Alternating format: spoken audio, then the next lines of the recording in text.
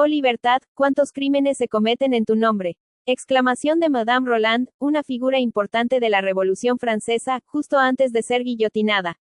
Descrecimiento o colapso. Por Miguel Valencia Mulcahy. Si bien Madame Roland posiblemente tenía muy buenas razones para cuestionar los crímenes del gobierno revolucionario que la juzgó, su histórica exclamación abre desde entonces la crítica a un aspecto de la idea moderna de la libertad negativa o el rechazo a los obstáculos o interferencias externas que impidan a una persona actuar según sus deseos.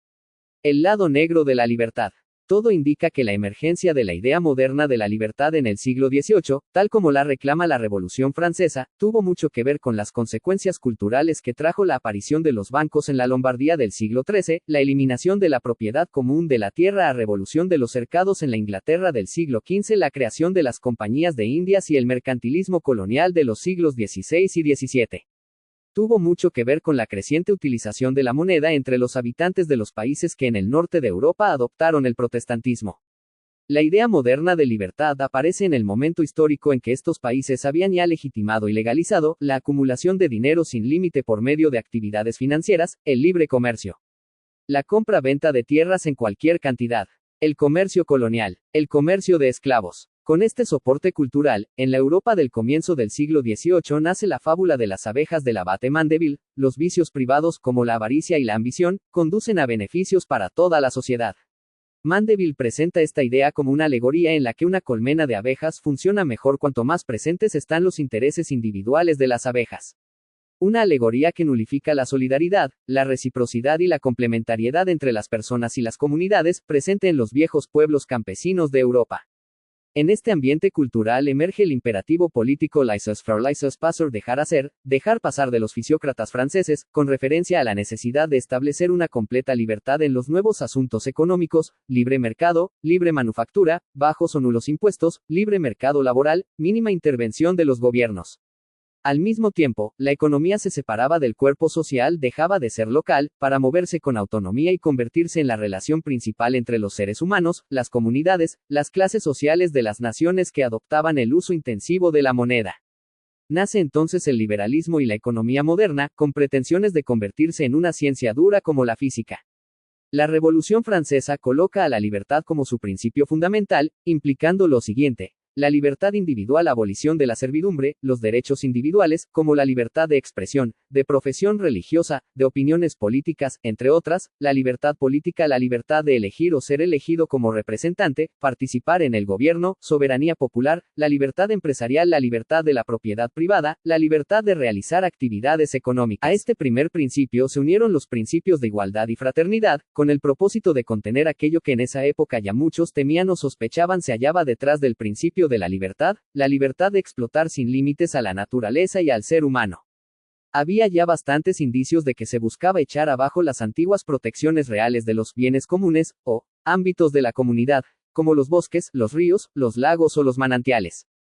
Este revolucionario acuerdo político francés parece haber sido producto de un intercambio, una cosa por otra, un quid pro quo, como se dice en inglés, entre las fuerzas políticas del siglo XVIII, de los países protestantes del norte de Europa. Los banqueros y grandes empresarios de esa época consiguieron la legitimación de la libertad empresarial, la libertad de la propiedad privada y la libertad de acumular dinero sin límite, apoyando además la legitimación de otras libertades que también les beneficiaban o podían nulificarlas por medio del dinero. Un gran negocio. La Revolución Francesa establece los actuales fundamentos legales de la extracción excesiva de minerales, la destrucción de las selvas, la tala inmoderada de los bosques, la contaminación sin límites de los suelos, las aguas y los aires, el uso excesivo de los transportes motorizados, la producción desmedida de residuos tóxicos o peligrosos, la descarga de aguas muy envenenadas en los ríos, los lagos, los humedales y las emisiones excesivas de humos y micropartículas.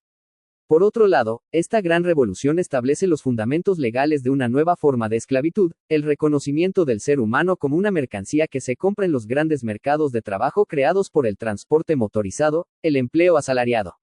La abolición de la esclavitud fue una acción política necesaria para crear la mercantilización del ser humano con base en la libertad de morirse de hambre cuando no se tiene una tierra que cultivar y hay industrias que necesitan trabajadores las 24 horas del día. De esta forma, los banqueros y grandes empresarios del siglo XVIII consiguieron crear los pilares de la economía moderna, las tres mercancías ficticias, la moneda, la tierra y el ser humano. En adelante, estos hombres de negocios empezaron a imponer su voluntad en cualquier ámbito de sus países hasta conseguir, a principios del siglo XIX, que las colonias del norte de América, que se habían independizado del Reino Unido, comenzaran el genocidio de los pueblos originarios de sus territorios, la invasión de los territorios semi-invadidos por españoles y poco dependientes del muy débil México independiente, con el fin de crear un nuevo Estado-nación denominado Estados Unidos de América que tendría el propósito de imponer a fondo, en ese nuevo país y otros nuevos países, la libertad negativa, o el rechazo a los obstáculos o interferencias externas que impidan a una persona actuar según sus deseos. El lado negro de la libertad. La libertad negativa ha estado detrás del uso extendido de las armas nucleares, biológicas, químicas, las bombas hipersónicas, misiles, drones armados, los bombarderos, submarinos, tanques de guerra, los satélites de alta y baja altura, los centros de conservación de datos, servidores, la inteligencia artificial, los iPads, tabletas, computadoras, los fármacos para la ansiedad, el estrés, las angustias, las medicinas de muy alto costo, los cuernos de chivo, AK-47, rifles, pistolas, el WC inglés y la tubería interior en las viviendas y los servicios, los drenajes que descargan aguas residuales virtualmente imposibles de tratar en los ríos, los lagos, los humedales, los arroyos, los manglares o los mares, el auto privado, el viajero frecuente de la aviación, los aeropuertos rodeados de viviendas que tienen despegues y aterrizajes las 24 horas, las autopistas, las vías rápidas, los segundos, terceros y cuartos pisos, los distribuidores viales, las líneas de transporte masivo cotidiano, metro, metrobús, suburbanos, interurbanos, el maíz, el trigo, el arroz u otros granos transgénicos, los agroquímicos, los monocultivos, los subsidios a la agroindustria, las centrales nucleares, las termoeléctricas, las solares y eólicas gigantescas, los plásticos de un solo uso, los envases desechables, los empaques complicados, el agua embotellada, los refrescos de jarabes de alta concentración de fructosa, las botanas, bocadillos, dulces, comida chatarra, la comida rápida, fast food, hamburguesas, pizzas, las torres, los grandes centros comerciales, los estadios.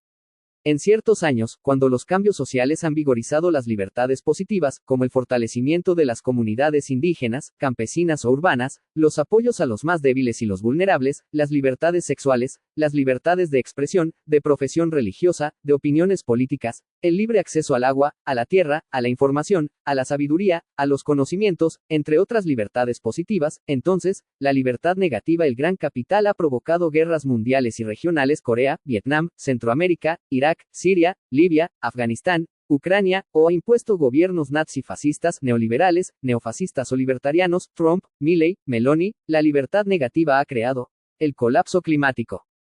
el colapso ecológico, el colapso de las culturas ancestrales o vernáculas, el colapso de la agricultura, el colapso de la buena alimentación, el colapso del tejido social, el colapso de la persona humana, el colapso de los derechos humanos, el colapso del futuro de la humanidad, guerra nuclear, el colapso de la paz. Ante las catástrofes generadas por los colapsos globales, la libertad negativa nos ha impuesto a Donald Trump y a gobiernos neofascistas o de extrema derecha en la Unión Europea. Oh libertad, ¿cuántos crímenes se cometen en tu nombre? Madame Roland, una figura importante de la Revolución Francesa, justo antes de ser guillotinada. Descrecimiento o colapso.